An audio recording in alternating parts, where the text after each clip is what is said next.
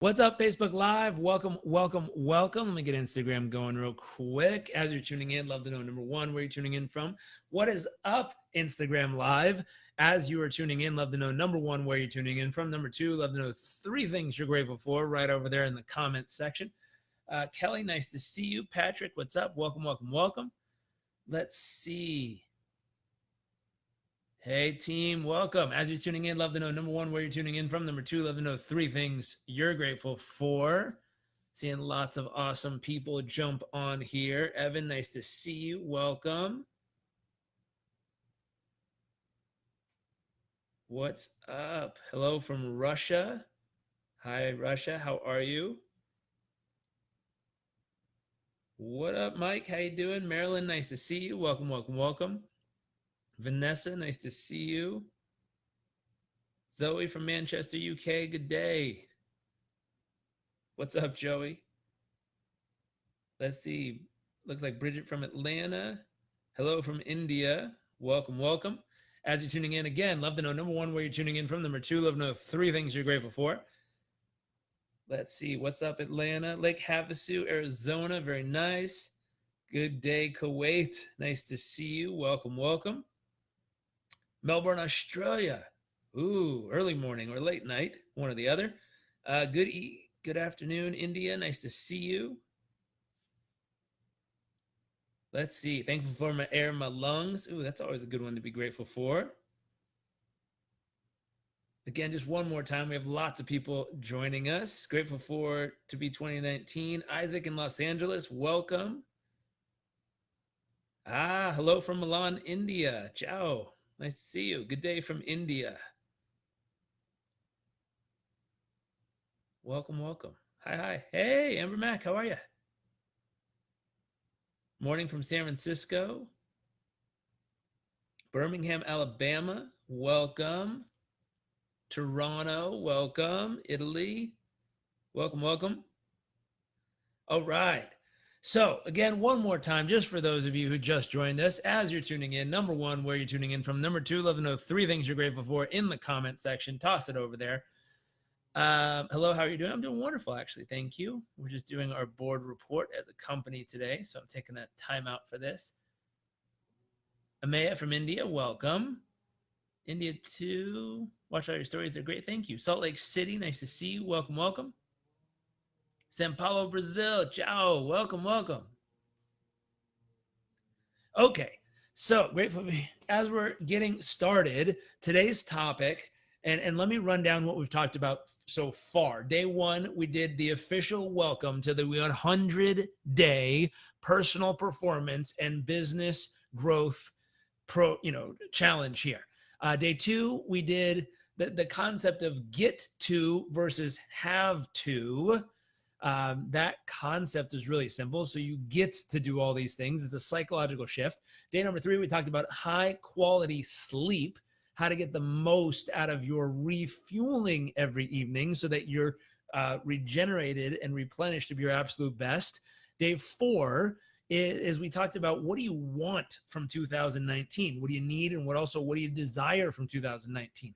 Day five, we talked about overcoming procrastination because there's going to be things that you know you need to do that for some god-awful reason you just can't get yourself to do. Now, I don't know about you, but in the comment section, throw a little hands up or me or yes if you have things you know you need to do, but for some reason you aren't consistently doing them. Naeem, what's up, buddy? Welcome. Hi, Mom. Nice to see you. Carrot, welcome. What's up from Kashmir? Nice to see you. Oh, early in the morning. So that concept of overcoming procrastination. And then yesterday, we talked about your financial thermostat. And the financial thermostat was how to reset what's going on up here financially, because most people are going to hit right between, let me draw a little picture here. If we have your financial thermostat, most of you, there's a high of a certain number, meaning how much is the high number. There's a low of a certain number, and somewhere in here is where you're going to most likely land up. We talked about the fact that most people whatever their high number is and their low number is, if you look at them, they land up somewhere right here in the middle, little high, little low, every single year financially, if you look at what they earn every single year. But the thought is, why in the world should, if we draw a little graph, why in the world should your financial numbers, and let me move this over real quick and I'll draw something for you. If this is a chart of your life, why in the world should you work, and then you start earning something, and the rest of your life you're going to earn about the same? Why in the world should that happen? That makes no sense to me. It makes sense to me that if you're working, and you're learning, you're applying, learning and applying, that over your lifetime, your overall income should look like that. That only makes sense, meaning as you get older, you figure out new solutions and it grows consistently. But that's not what most people look like. Most people are that first graph where they have their zone, they work real hard, they finally hit a number, and then they kind of just stay there the rest of their life, and that's their income forever. And my thought was, yesterday we talked about, if you didn't watch it, please go back and watch. It's really important, especially if finances is an area you struggle. We talked about how do you reset this financial temperature gauge, meaning if your high is currently earning 100,000 a year, and your low, meaning you'd freak out if you were only earning 75,000 a year. You'd be like, oh my gosh, that's not enough. And you'd work. And as soon as you get to 100, you're like, okay, that's enough. That's feeling good. And you cool down and you come right back here. And then as soon as you get to 75, you go, and you work. And as soon as it gets too high to 100, you go, and cool down. If this is your range, I told you there's a place you can go on my website to get a worksheet to help you reset this number. So maybe instead of 100,000, you reset this number and it becomes 1 million a year becomes your new high. And maybe maybe instead of 75,000, you say, you know what, what's going to become my new high is, let's say 1 million is the new highs. Let's say my low is going to be 600,000. That's going to be my new low. And you reset it. And all of a sudden, it's going to take time, but this next year, you're going to work. And you come up here from 100,000 and eventually you make your way into this range. And then you'll watch. If you never reset this again, you'll end up going like this the next so many years, just staying right between these ones. Eventually, you reset this and you take that 1 million and turn it into 10 million. And take this 600,000 and turn it into 6 million. And then you'll work and finally get up into that range. And then you'll kind of just vibrate right between those two things. So this works this way. And I showed you all yesterday, if you go back and watch that video, I gave you a very simple challenge, which was, how do you generate $30,000 in revenue in the next 7 days? Now, I asked how many of you have a way to do that. And people either had brain fog and they're like, oh, I don't know. Some people started saying stuff like, I'd sell my car. Some people started to say all kinds of stuff. But that thought is, you want to come up with a strategy of, if I need to produce revenue right now or income right now, how can I do it? And you want to train your brain through the process we talked about on yesterday to get used to generating revenue at will. That way you can produce as much as you like, as often as you like. And then you can say, hey, anytime I need to make this happen, I just need to focus, do these tasks, and bam, I have opportunity to earn and grow my revenue. Now, today, once you're sleeping great, you're building revenue, you've cut off the excess baggage, you're moving forward, you're overcoming procrastination, you're resetting your earning potential. This next piece is, how do you actually want to live day to day? Because there's lots of ways. If you did the exercise from yesterday, hopefully all of you did. If you did the exercise from yesterday, you're going to notice in that 15 minutes of writing that we showed you how to do, you're going to come up with a lot of ideas that can potentially make you a lot of money pretty quickly. Now, the challenge is, some of those ideas, if you make 2 lists now, and some of those ideas are going to fall into, my ideal day. And other of those ideas, so some of those are going to fall into your ideal day, things, a way of living you'd love to live, that you'd be so happy, so fulfilled, so thrilled just to be alive, that you'd actually love living life like that and having the capacity to earn the revenue that you want to earn. Other things are going to fall into something we call not your ideal day. Pretty simple. It's the not sign. So we'll put an X in there. This is not your ideal day, meaning you can earn a lot of money doing it, but you're going to have to sacrifice how you actually enjoy living.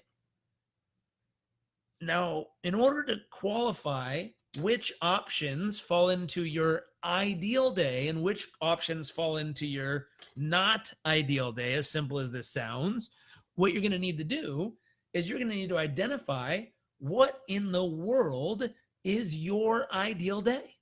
Meaning, what goes into a perfect day for you? So real simple, I'm going to ask you to take a moment, if you haven't done this with me before, and if you have, do it again. Take a moment and imagine waking up on the morning of your absolute ideal day. I mean, if you woke up on the morning of your perfect day, where would you be? What would be, and feel free, comment in the comment section. I'd love to know. Where would you be? If you woke up on the morning of your absolute perfect day, where would you be? Who would be there with you? How would you feel? What would be possible on your absolute perfect day? How much energy would you have in your body in your perfect day? As you got up out of bed in the morning, what's the first thing you'd go do on your absolute ideal day? How would you feel getting to do that first thing in the morning? What else would you fill the morning hours of your perfect day with from 9 a.m. till noon? What's everything you'd want to accomplish on your perfect day? What would you want to create? What would you want to be part of? Where would you want to go? What would you want to do? What's everything you'd want to make happen on your perfect day? Now, it's interesting. As you move forward, what would you do for lunch on your perfect day? Who would you have lunch with? Where would you go for lunch? What would you eat for lunch? How much laughter, joy, silliness, fun, humor would fill the conversation, would fill the moments of lunch? If you keep going after lunch, how would you spend the afternoon hours of your day on your perfect day? What would you work on? What would you build, create? What kind of value would you deliver to society around you? How much would you be earning on your perfect day? How much fun and joy and curiosity and creativity would you be having on your perfect day? What are all the things you'd want to accomplish in your perfect day? As you start to get towards the end of the afternoon in your perfect day, would you take a moment on your ideal day and watch the sunset? To watch the magnificence of life unfold before your eyes? To sit there, take a deep breath and go, wow, what a miracle it is to watch this moment. On the evening of your ideal day, as you headed home, who would be there waiting for you? How would you feel? What would you fill the evening hours of your perfect day with? Would it be, a family-filled Pictionary event where you're all screaming and yelling and joking and laughing and loving on each other? Would it be quietly reading a book, warmed up, cozy by a fire? Would it be snuggling or making love with that person of your dreams, your spouse, your significant other? Would it be learning and growing? Would it be laughing and loving? Would it be connecting and bonding? Would it be eating delicious foods? What would happen on the evening of your perfect day? And as it finally wrapped up on your absolute ideal day, as the final few moments wrapped up, what would you be absolutely grateful for about that day? What moments, what miracles, what little things and big things happened on that day that made it so perfect to you? What miracles happened in those moments? Now, if you take that concept, today's challenge is going to be really simple from this. I want you to take a pen and paper and I want you to map out from the first moment your eyes open to the last moment you go to bed and the last moments of gratitude. I want you to write out a description of your absolute ideal day. Now, once you have the description of your ideal day, we're going to talk about for the next few sessions how to turn that day into your actual day-to-day reality. Let's see, Jen is saying, so we should visualize our perfect day often. Well, I'd visualize it every day until it becomes your actual day-to-day life. When I first did this process, I was living in the front den of a house. I had my bed, my desk, a little trampoline, a little IKEA closet, all in the front den of a house. I had 3 roommates. My rent was a few $100 a month.